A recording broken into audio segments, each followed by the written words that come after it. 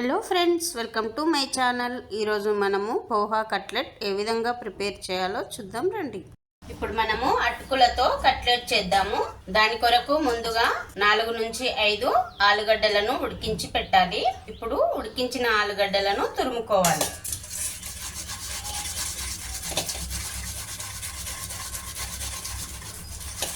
ఇప్పుడు దీనిని పక్కకు పెట్టి 1 కప్పు అటుకులు తీసుకొని మిక్సీ పట్టాలి. మెత్తటి పౌడర్ లాగా మిక్సీకి పట్టాలి. ఈ విధంగా మిక్సీకి పట్టాలి, అంటే పౌడర్ లాగా రావాలి. ఇప్పుడు దీనిని మనం తురిమి పెట్టిన ఆలుగడ్డ ఉంది కదా, అందులో వేయాలి. అలాగే ఇందులో 2 టేబుల్ స్పూన్స్ శనగపిండి వేయాలి. Besan, 1/2 teaspoon salt, 1 teaspoon chilli flakes, 1 teaspoon ధనియాల పొడి, 1/2 టీ స్పూన్ చాట్ మసాలా, అలాగే 1 టీ స్పూన్ వరకు కసూరి మేతి తీసుకోండి. కసూరి మేతి ఆప్షనల్, మీ దగ్గర అవైలబుల్గా ఉంటే తీసుకోండి, లేకుంటే లేదు.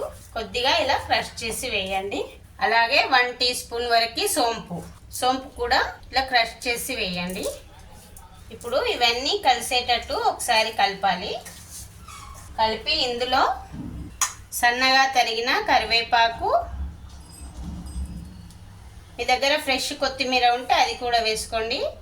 అలాగే పచ్చిమిర్చి 2 నుంచి 3 పచ్చిమిర్చి సన్నగా కట్ చేసి వేయండి. కొద్దిగా అల్లం తరుగు వేయండి. పెద్ద సైజ్ ఆనియన్ ఈ విధంగా సన్నగా కట్ చేసి వేయండి. ఇప్పుడు ఈ ఇంగ్రీడియంట్స్ అన్నీ కలిసేటట్టు కలపాలి. అలాగే 1/2 టీ స్పూన్ పసుపు, ఇంకొక 1/2 teaspoon red chilli powder వేసుకోండి. కారం మీ ఇష్టం ఉంటే వేసుకోండి, లేకుంటే అవసరం లేదు. ఎందుకంటే ఆల్రెడీ మనం చిల్లీ ఫ్లేక్స్ వేసినాం, గ్రీన్ చిల్లీస్ వేసినాం కాబట్టి అవసరం లేదు. కొద్దిగా స్పైసీగా కావాలంటేనే వేయండి. ఈ ఇంగ్రీడియంట్స్ అన్ని కలిసిపోయేటట్టు కలపండి. ఈ విధంగా మొత్తం ఇంగ్రీడియంట్స్ అన్ని కలిసేటట్టు కలిపి ఇలా ముద్దలాగా చేసి పక్కకు పెట్టాలి. ఇప్పుడు మనము 2 టేబుల్ స్పూన్స్ మైదా పిండిని ఒక బౌల్లోకి తీసుకోవాలి. తీసుకొని ఇందులో కొద్దిగా వాటర్ వేసుకుంటూ జారుగా కలపాలి. ఈ విధంగా జారుగా కలపాలి. కలిపి పక్కకు పెడదాం దీన్ని. ఇప్పుడు మనం కలిపి పెట్టిన ఈ ఆలు మిక్చర్ ఉంది కదా, దీనిని తీసుకొని అలాగే 1 కప్పు వరకు అటుకులు తీసుకోవాలి. నేను మొక్కజొన్న అటుకులు తీసుకున్నా, ఏ రకమైన అటుకులైనా తీసుకోవచ్చు. దీన్ని కొద్దిగా ఇలా చిన్న ముక్కలుగా చేయాలి. ఇలా క్రష్ చేస్తే చిన్న ముక్కలు అవుతాయి కదా, అలా చేయాలి. ఇప్పుడు వీటిని పక్కకు పెడదాము. ఇప్పుడు మన చేతికి కొద్దిగా ఆయిల్ గ్రీస్ చేసుకోవాలి. చేసుకొని ఒక పెద్ద నిమ్మకాయ సైజ్ అంతా ఈ ఆలు మిక్చర్ ని తీసుకోవాలి. తీసుకొని ఈ విధంగా రౌండ్ గా ఇలా ఫింగర్ టిప్స్ తో ఈ విధంగా చేయాలి. ఈ విధంగా చేసి మనం కలిపి పెట్టుకున్న ఈ మైదా పిండిలో ఒకసారి ఈ విధంగా డిప్ చేయాలి. డిప్ చేసి ఈ అటుకులు ఉన్నాయి కదా, మొక్కజొన్న అటుకులు, వీటిని పైన ఈ విధంగా వేయాలి. ఈ విధంగా చేసి వీటిని ఫ్రై చేయాలి.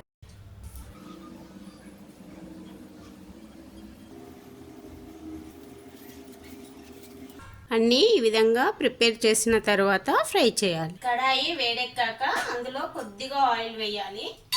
డీప్ ఫ్రై అవసరం లేదు. ఇప్పుడు ఆయిల్ వేడెక్కాక మనం ప్రిపేర్ చేసుకున్న వీటిని ఫ్రై చేయాలి.